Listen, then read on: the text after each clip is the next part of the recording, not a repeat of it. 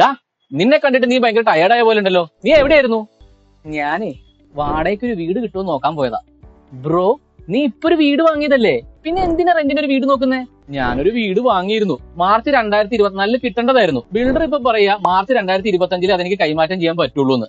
ഇപ്പൊ ഞാൻ റെന്റും അടയ്ക്കണം, ലോണിന്റെ EMI അടയ്ക്കണം എന്നുള്ള അവസ്ഥയാ. ഞാൻ ഈ വീട് വാങ്ങിയത് ഒരു എക്സ്ട്രാ തലവേദന എടുത്ത് തലവെച്ച പോലത്തെ അവസ്ഥയാ. എനിക്ക് ഇപ്പൊ ഈ പ്രൊജക്റ്റിൽ നിന്ന് വിഡ്രോ ചെയ്യണമെന്നുണ്ടെങ്കിൽ നീ ഇതുവരെ അടച്ച മുഴുവൻ തുകയും ബിൽഡർ നിനക്ക് പലിശ സഹിതം തിരിച്ചു തന്നേ പറ്റുള്ളൂ.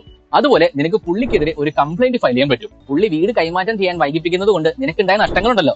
നിന്റെ കേസിൽ റെന്റ്, അതിനൊക്കെ കോമ്പൻസേഷൻ മേടിച്ചെടുക്കാനും പറ്റും. നിനക്ക് ഇപ്പോഴും ആ വീട് വാങ്ങണമെന്നുണ്ടെങ്കിൽ ബിൽഡർ നിനക്ക് വീട് കൈമാറ്റം ചെയ്യാൻ വൈകിക്കൊണ്ടിരിക്കുന്ന ഓരോ മാസത്തിനും നിയമപരമായി നീ ഇതുവരെ ചെലവാക്കിയ ഓരോ രൂപയ്ക്കും പലിശ തന്നേ പറ്റൂ. ഇത് റെറ സെക്ഷൻ 18 ഈ നിയമപ്രകാരം നിനക്ക് സ്റ്റേറ്റ് ബാങ്ക് ഓഫ് ഇന്ത്യയുടെ മാർജിനൽ കോസ്റ്റ് ഓഫ് ലെൻഡിംഗ് റേറ്റിനേക്കാളും 2% അധികം പലിശയും ഈടാക്കാം. ഇത് ബിൽഡർ റെഫ്യൂസ് ചെയ്തതിനാൽ നിനക്ക് റെറയിൽ കംപ്ലൈന്റ് ചെയ്യാൻ പുള്ളിക്കെതിരെ. ഞാൻ ഉറപ്പായിട്ടും കംപ്ലൈന്റ് ഫയൽ ചെയ്യുന്നിട്ട് ഞാൻ എന്റെ പൈസ തിരിച്ചു മേടിക്കും.